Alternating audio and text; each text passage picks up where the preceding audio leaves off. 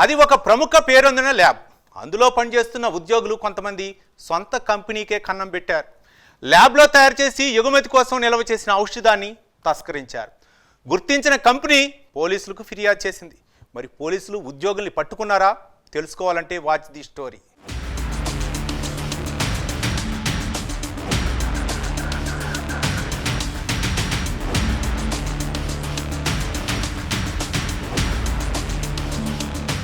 శ్రీకాకుళం జిల్లా రణస్థలం మండలం పైడి భీమవరంలో డాక్టర్ రెడ్డీస్ ల్యాబ్ ఉంది. అయితే ఈ సంవత్సరం మార్చి నెలలో చక్కెర వ్యాధి టైప్ 2 నివారణ, బరువు తగ్గే ఔషధాల తయారీలో వినియోగించే సెమాగ్లూటైడ్ అనే రసాయనాన్ని ల్యాబ్లోని వేరే హౌస్లో భద్రపరిచారు.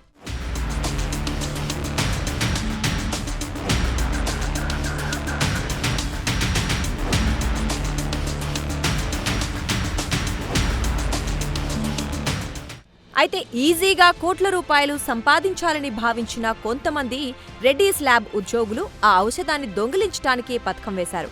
రెడ్డీస్ ల్యాబ్ వేరే హౌస్లో విధులు నిర్వహిస్తోన్న రాఘవేంద్ర అనే ఉద్యోగి 450 గ్రాముల సెమాగ్లూటైడ్ను ల్యాబ్ నుంచి దొంగిలించాడు.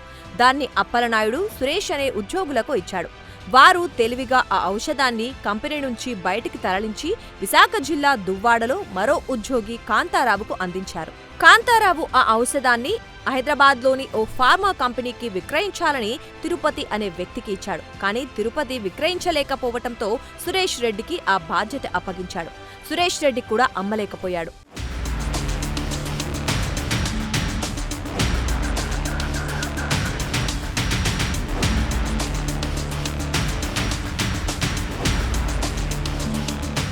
విశాఖకు చెందిన బాలకృష్ణ, నవీన్లను ఔషధాన్ని తీసుకోవాలని కాంతారావు సురేష్ రెడ్డి వద్దకు పంపాడు. అయితే సురేష్ రెడ్డి అసలు సరుకు దాచిపెట్టి నకిలీ ఔషధాన్ని వారికి అంటగట్టాడు. అయితే సురేష్ రెడ్డి తమకు నకిలీ ఔషధాన్ని అంటగట్టాడని తెలియక వారు వేరే వ్యక్తులకు దాన్ని విక్రయించారు. అది నకిలీదని తేలటంతో వారు పోలీసులకు ఫిర్యాదు చేశారు.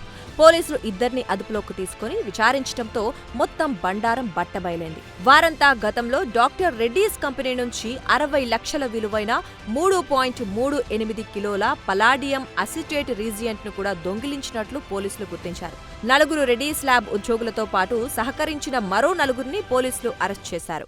వాళ్ళ మధ్య కొన్ని గొడవలు రావడం వల్ల, అంటే దాన్ని అది సేల్ చేసి మనీ ఇవ్వడానికి టైం ఎక్కువ పడుతుందని తెలియడం వల్ల ఇతను సురేష్ రెడ్డి దగ్గర నుంచి కూడా తీసేసుకొని ఆ తర్వాత ఇంకొక 2 వ్యక్తులు A7, A8 ఎవరైతే ఉన్నారో ఈ నవీన్ కుమార్, బాలకృష్ణ అన్న వీళ్ళిద్దరిని వైజాగ్ నుంచి తీసుకొని వెళ్ళి హైదరాబాద్లో సేల్ చేయడానికి ట్రై చేస్తారు. నుంచి మళ్ళీ ఏదైతే సెమాగ్లూటైడ్ ప్రోడక్ట్ సురేష్ రెడ్డికి ఇచ్చారో ఆయన దగ్గర నుంచి వెనక్కి తీసుకునే ప్రాసెస్లో ఈ సురేష్ రెడ్డి ఏం చేస్తారంటే డూప్లికేట్ ప్రోడక్ట్ వాళ్ళకి ఇవ్వడం జరుగుతుంది. ఒరిజినల్గా కంపెనీ నుంచి దొంగతనం చేసిన సెమాగ్లూటైడ్ ఏదైతే ఉందో అది అతను సురేష్ రెడ్డి అతని దగ్గరే పెట్టుకొని అక్కడ నుంచి మళ్ళీ ఈ రాఘవేంద్ర, అప్పలనాయుడు మెయిన్ 3 పర్సన్స్ ఎవరైతే ఉన్నారో వాళ్ళకి తిరిగి ఇచ్చేటప్పుడు ఒక డూప్లికేట్ ప్రోడక్ట్ ఇవ్వడం జరుగుతుంది. వీళ్ళు ఈ డూప్లికేట్ ప్రోడక్ట్ కూడా సేల్ చేయడానికి ట్రై చేస్తారు. సో అది కూడా అవ్వదు. సో ఓవరాల్గా మనకి ఈ 8 మంది కలిసి దీన్ని ఈ 2 crore ప్రోడక్ట్ ఏదైతే ఉందో దీన్ని సేల్ చేయడం ప్లస్ మళ్ళీ ఆ డూప్లికేట్ ప్రోడక్ట్ ఒకటి తెచ్చి దాన్ని మళ్ళీ సేల్ చేయడానికి ట్రై చేయడం, ఈ రెండింటి కింద వీళ్ళని అరెస్ట్ చేయడం జరిగింది.